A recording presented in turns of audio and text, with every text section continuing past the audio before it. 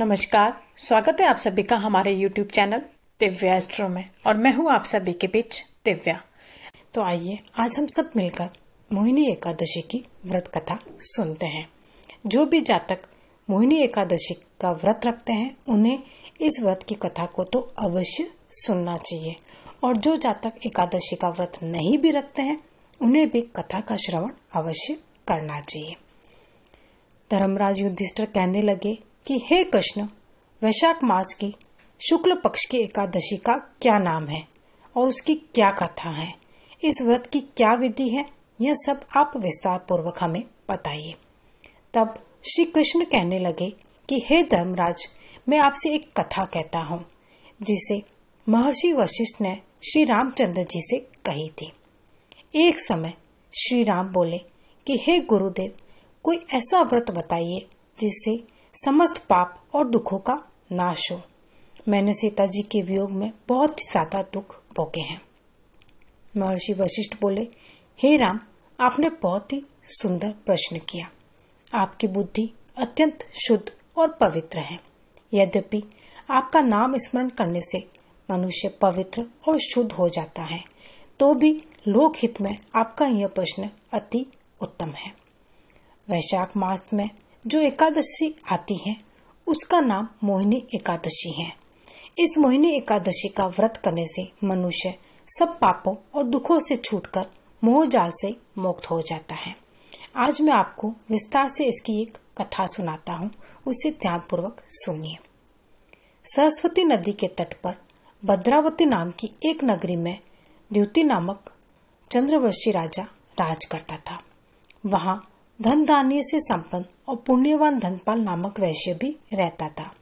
यह जो वैश्य था वो बहुत ही धर्मालु था और साथ ही विष्णु का बहुत ज्यादा बड़ा भक्त था। उसने नगर में अनेक भोजनालय, प्याऊ, कुएं, सरोवर, धर्मशाला आदि बनवाए। अपने हाथों से वह बहुत ही पुण्य करता था। सड़कों पर उसने आम, जामुन, नीम आदि के खूब वृक्ष भी लगवाए। उसने अपने हाथ से दान पुण्य करने में कभी भी कोई कमी नहीं रखी थी।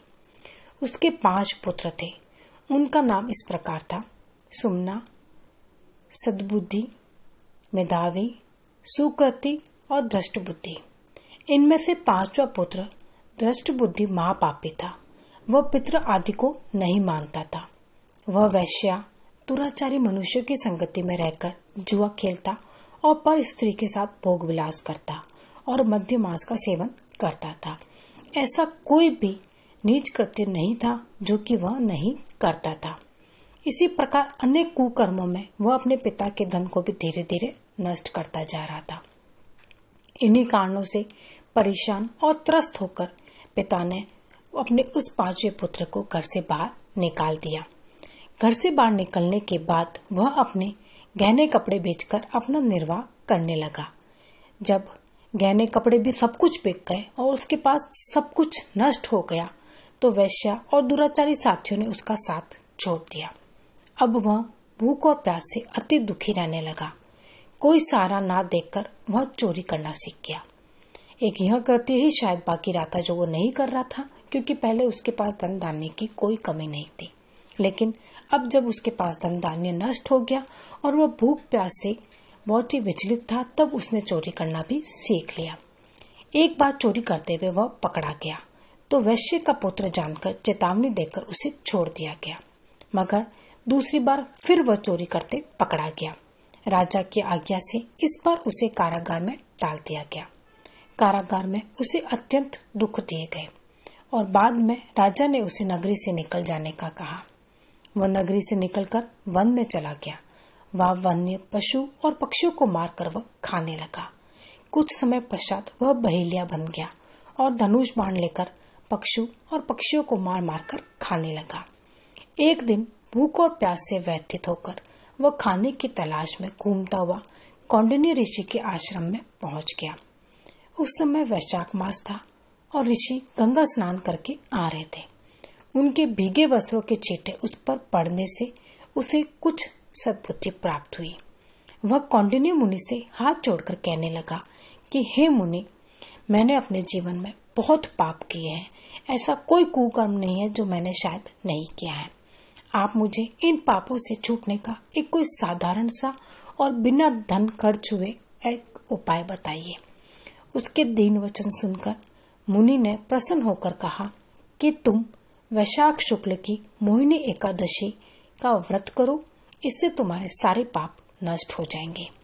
मुनि के वचन सुनकर वह अत्यंत प्रसन्न हुआ और उनके द्वारा बताई गई विधि के अनुसार व्रत किया और व्रत कथा का श्रवण किया।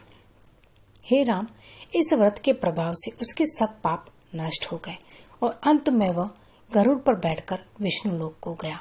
इस व्रत से मोह आदि सब नष्ट हो जाते हैं। संसार में इस व्रत से श्रेष्ठ कोई व्रत नहीं है। इसके महात्म्य को पढ़ने से अथवा सुनने से 1000 गोदान का फल प्राप्त होता है। श्री हरि श्री हरि श्री हरि श्री हरि।